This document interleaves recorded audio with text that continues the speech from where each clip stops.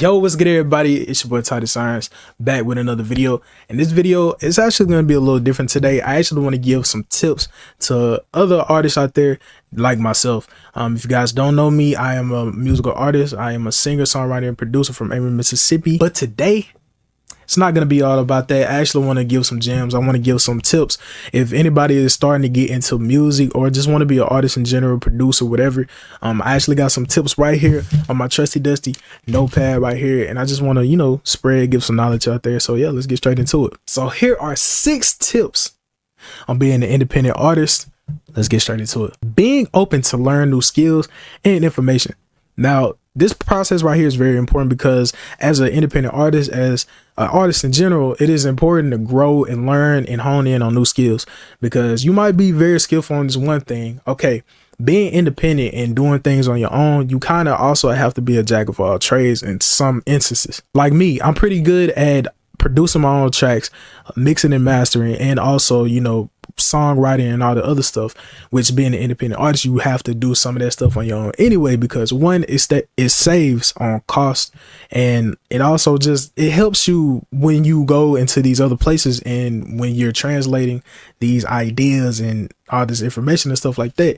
It is very important that you know what you're talking about in some degree. So learning how to make your own cover art, learning how to mix your songs, learning how to produce, even if you don't know how to do most things, because we're not going to know how to do everything, but you also have the ability to learn more things. So being able to hone in on more skills like, cover art, mixing and mastering, songwriting, producing, all of that is very important. And not just on the production side, just learning about the music business in general, just learning about what's going on, keeping your head fresh, seeing what's new and what's going on is very important as an independent artist, because stuff like that keeps us on our toes and what we have to go and do next for what's right for our career. Tip number 2 is work on perfecting your craft. Now, what I mean by this is like, if your craft is, for one, making music, producing, mixing, mastering, if your craft is just music production in general, which we're music artists, of course it is, you want to be able to, hone in on some of the skills that you have, making them better over time.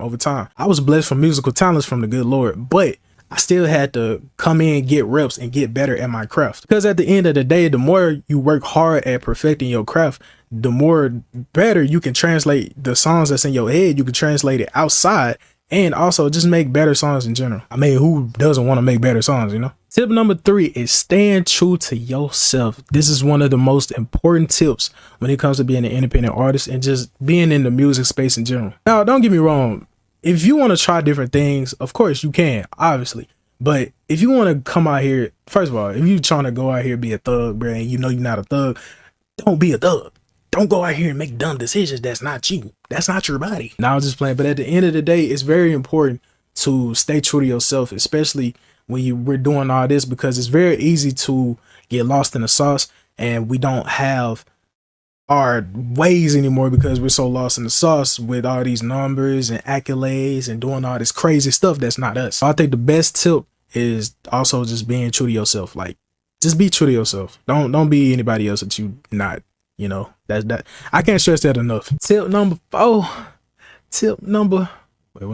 What's the Spanish? Uno, dos, tres, cuatro.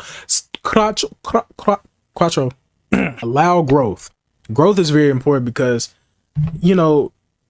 over time when we in this music scene, we sometimes kind of, again, like I said in the last tip, get lost in the sauce, and we want to be stuck in this area sometimes. And again, what works, but at the same time, allow yourself to grow. Allow yourself time to grow as an artist, as a person in general. Growth is very important in this, and I could go more in depth about that, but I'm pretty sure that's self-explanatory.